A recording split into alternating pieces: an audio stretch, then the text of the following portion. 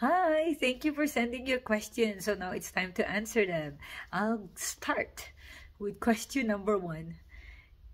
Somebody asked me what or who inspired me to write my book. Well, the inspiration is the main character of my book, which is my husband. It's because I really admired his resilience of how he didn't really give up in spite of being in a painful place for a long time and having physical pain as well. And I also admired his faith that he still really believed and served God, even though his situation before looked like it's not gonna get better. So I wrote the book in the hopes of it will also encourage others who are struggling. So that's the hope. And the next question is, how long did it take me to write the book? The writing itself took me about 3 months, but the editing, the fighting, the arguing with my publisher took 2 long years. It took 2 years, but we have done it, we finished it, and we hope you enjoyed reading to those who have bought the book already. Thank you, by the way. And then the other question is also how I published my book. So I published through Kindle Direct Publishing through Amazon.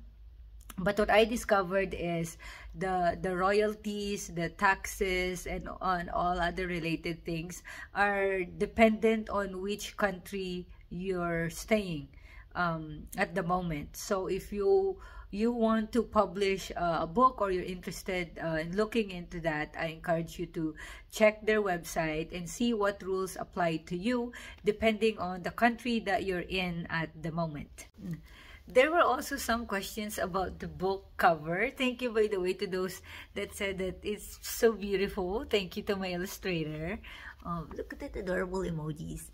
Read the book so you'll know why these are important.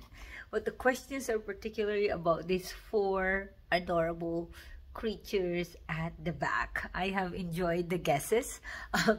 But these are sea urchins. There you go. I revealed it. It's important to me because one day we were watching a documentary about the ocean. And the narrator, and then they featured the sea urchin. And the narrator there said that they discovered that the sea urchins don't have the central processing unit like human beings. They don't have a brain like we do. And so they said it's safe to assume that they don't feel any pain. And some even said that it's okay, even if you eat them alive, they won't feel anything. So while we were watching, I said that if I could be anything else, I wish to be a sea urchin so that I don't feel any pain at all.